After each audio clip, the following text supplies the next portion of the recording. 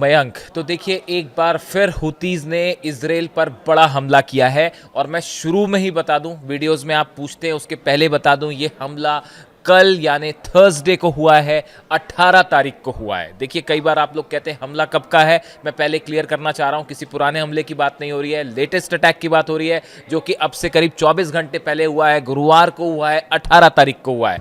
अब देखिए ये जो हमला हुआ है, इसके बाद एक बड़ा सवाल पूछा जा रहा है और कई सारे एक्सपर्ट इस तरह की बात कर रहे हैं कि क्या ईरान के शाहिद ड्रोन से हुतीज़ ने इजराइल को निशाना बनाया है? क्या ईरान के ड्रोन से हुतीज़ ने इजराइल पर हमला किया है? अब ऐसी बात क्यों हो रही है? देखिए सबसे पहले तो वो वीडियो सामने आया है।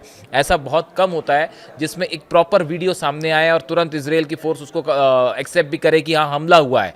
देखिए ये वीडियो इजराइल की तरफ से जारी किया गया है, जिसमें जो दक्षिणी इजराइल है, साउथ इजराइल है, इसका जो शहर है इलात, इस पर ये ड्रोन अटैक हुआ और ये पूरा हमला जो है सीसीटीवी में कैच हो गया। वहाँ पे वीडियो में आप देख सकते हैं कि एक ड्रोन आता है, ड्रोन आते हुए एक होटल का इलाका है ये, जहाँ पे सामने काफ़ी सारी गाड़ियाँ भी थी और लोग भी आ जा रहे थे, वो दिखाई दे रहा है वीडियो में।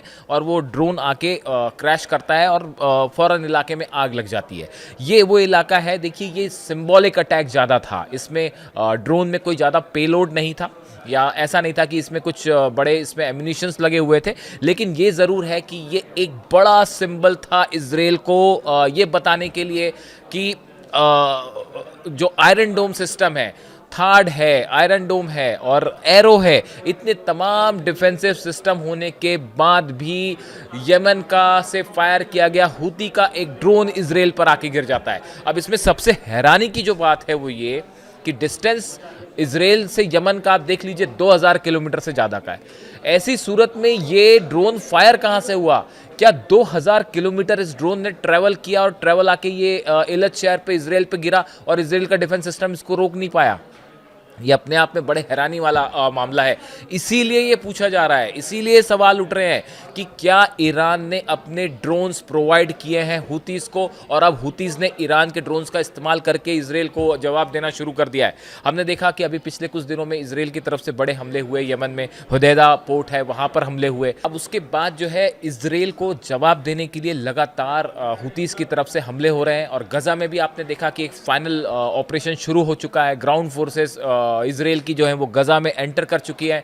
देखिए अरेबियन कंट्रीज़ की बैठक हुई जिसमें तमाम तरह की चर्चा हुई, लेकिन एक्शन लेने का काम हुती कर रहा है फिलहाल। और जो है हुतीज़ ने ये हमले करके एक प्रकार का संदेश दिया है।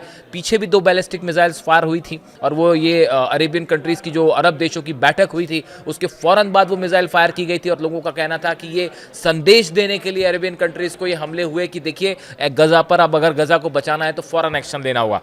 अब देखिए ये हुतीज़ की तरफ से जो ये हमला हुआ, इसमें जो क्लेम किया हुतीज़ ने, उन्होंने कहा कि हमने 4 ड्रोन से अटैक किया था और इसमें से एक जो है वो इलत पर हुआ और बाकी के हमने दूसरे सेंसिटिव टारगेट्स जो है उस पर हमले किए हैं। और हुतीज़ का दावा है कि ये हमले सही निशाने पे गिरे हैं।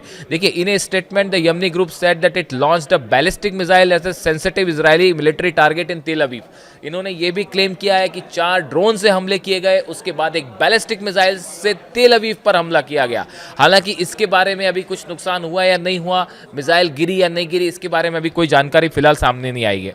The Houthis also said that they have launched multiple drones at Israel throughout Thursday. इन्होंने कहा कि पूरे गुरुवार भर थर्सडे को सुबह से लेकर रात तक हमने कई बार ड्रोन अटैक किए इजराइल के ऊपर with 3 aimed at targets in Eilat. उसमें से 3 जो है वो इलत को टारगेट करके किए गए थे and another aimed at a sensitive target in Bir Sheba. और जो चौथा ड्रोन था वो बीर शेबा पर हमला से उसको निशाना बनाया गया। यानी इलत और बीर शेबा ये 2 जगह है। देखिए बीर शेबा वो जगह है जहां हमने देखा था कि ईरान के साथ जब 12 दिन का युद्ध हुआ था उस समय भी ईरान की मिसाइल्स जो है वो बीर शेबा में भयंकर तबाही मचाई थी बैलिस्टिक मिसाइल्स ने। अब जो है वो हुतीज़ भी बीर शेबा को टारगेट कर रहे हैं, इलत को टारगेट कर रहे हैं। अब सबसे हैरानी की बात जो इस समय इजराइल की फोर्सेस के लिए है, डिफेंस फोर्सेस के लिए है कि ये हुतीज़ का बैलिस्टिक मिसाइल तो चलिए समझ में आती है, हाइपरसोनिक मिसाइल आपने एडवांस्ड मिसाइल्स हुतीज़ के पास हैं और वो लगातार हमले कर रहे हैं। पिछली बार हमने देखा उसमें क्लस्टर बॉम्ब्स भी लगे हुए थे जो इजराइल के कई इलाकों पे तेल अवीव के आसपास गिरे।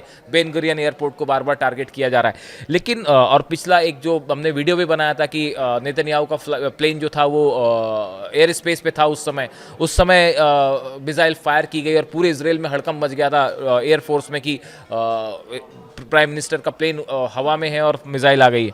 अब इस हालात में 2000 किलोमीटर का डिस्टेंस ट्रैवल करके अगर हूती का प्लेन इसराइल के अंदर आ जाता है और वो इलत शहर पे गिरता है, डिफेंस फोर्सेस उसको नहीं रोक पाती हैं, डिफेंस सिस्टम नहीं रोक पाता है, तो ये अपने आप में एक बड़ा सवाल। और इसराइल की सेना के लिए ये एक बड़ा सवाल है कि कैसे हूतीस के हमलों को रोका जाए।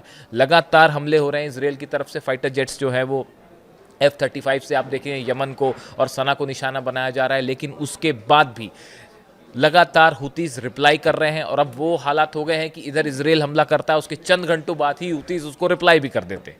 इस सूरत में हुतीस को रोकना एक टेढ़ी खीर साबित हो रहा है इसराइल के लिए।